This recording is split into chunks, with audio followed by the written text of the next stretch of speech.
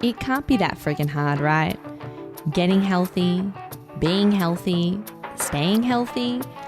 I believe that having optimal health is the pathway to living a truly fulfilled life. I'm your host, Ashleigh Mythen, a qualified naturopath who's passionate about finding solutions to your health problems, because your health is my business and healthy starts here. Welcome to the show. Hello, everybody, and welcome to today's episode. I am so glad that you're here to join me. Today, I want to talk about gut health and hormonal imbalances. I know it sounds like they're not related, and the more and more research that's coming out is showing the importance of gut health. Even Hippocrates, who was an ancient Greek physician over nearly 3,000 years ago, said, there was this famous quote that says, "All disease begins in the gut." Now, we know this now. That this is quite common knowledge how the gut health plays an important part, and there's lots of blog posts and articles that go into great detail about why. But today I just want to kind of give you guys a summary about why the gut health is so important. So I think the best for me, when I started to begin to understand how the gut worked, I had started to grow this, respect for it and respect for my body. So basically what the gut does is break down foods, which is fuel for your body, to build up nutrients to create and make things happen in your body, such as hormones, such as the things that hormones do as well. That is the most simplest way and form to describe what it does. So if you can kind of picture that for a moment, so everything you eat plays a part in creating pathways, creating neuropathways, creating hormonal functions within your body, that if there was something wrong in that digestive area, so your digestion starts in your mouth and ends at your anus. So if there is something wrong, some issue there, and how we know that there's an issue, there's an issue. So there will be some kind of discomfort or pain or inflammation, anything like that, any kind of issue that makes you aware of it not working properly. Basically is saying that it's not working properly. So if it's not able to work properly, then how can your body get the fuel from your food in the best possible way to create and help your hormones function in the best way possible? That makes sense, right? So, there's plenty of studies out there now that are starting to realize that the gut health are even showing some kind of impact on the metabolism of estrogen.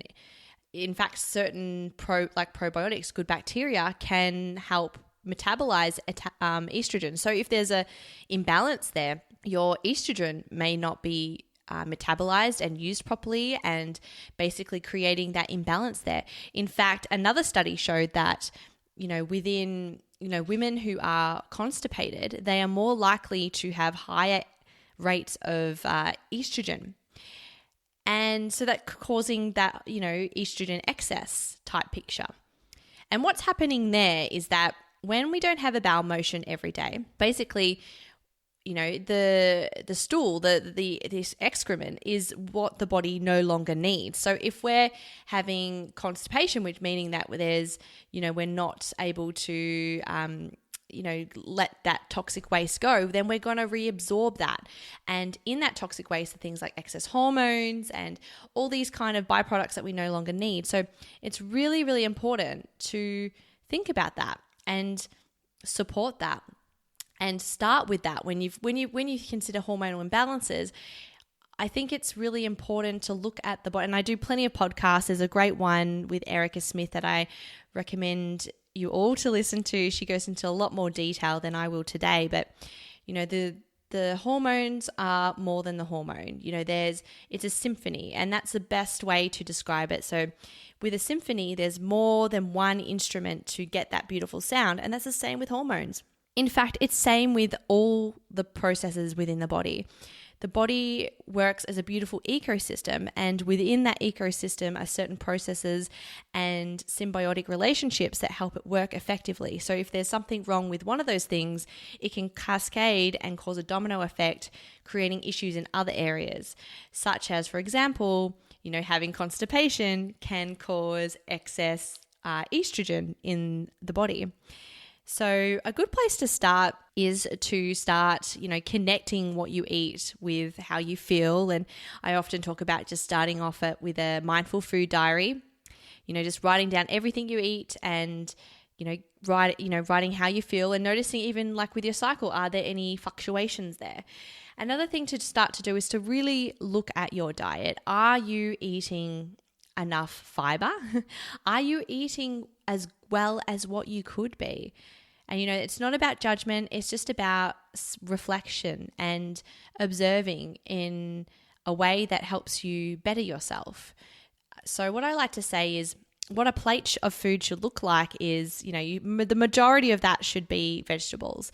And then, you should have about your palm size worth of protein, as well as, about 2 tablespoons of fat. So that's like, avocado, nuts, seeds, or you could have fish, which is protein and fat. So really consider every meal as an opportunity to fuel your body, because that's what it's doing. Everything you eat is fueling all those processes. So, and if you're not, eating and fueling your body with the best possible fuel, then it's not going to be able to create those pathways and hormonal symphony sounds that we're all looking for.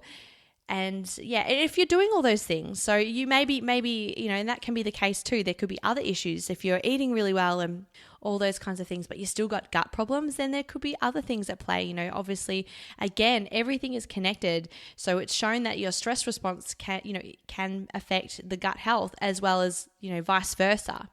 It's that's, it works both ways, that relationship, because 90% of the body's serotonin and dopamine is created in the gut. So again, if that gut health isn't in an optimal state, then you're not going to be having a right amount of dopamine and serotonin, the feel-good hormones in your body to make you feel good.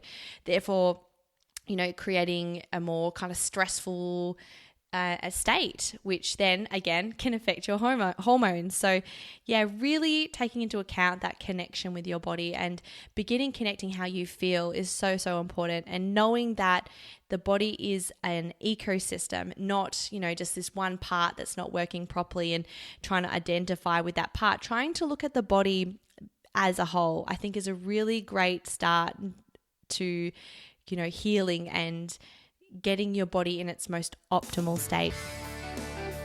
Of course, like I said, there are many, many other things that could be at play here, and I'm happy to answer all your questions. So if you have a specific question on this topic or another topic, then please reach out to me at info@ashleighmythen.com. Alternatively, you can contact me via social media on Instagram @Ashleigh Mythen or on Facebook as well. So please reach out to me. I would love to hear from you, as well as if you need a hand with getting forward, because obviously, like I said, there could be nutrient deficiencies with the hormones, but today we just wanted to touch on the importance of gut health. You can please reach out to me and book an appointment at www.ashleighmythen.com. Thank you. Thank you for listening. It can't be that friggin' hard, right? Be kind to yourself and each other. Till next time.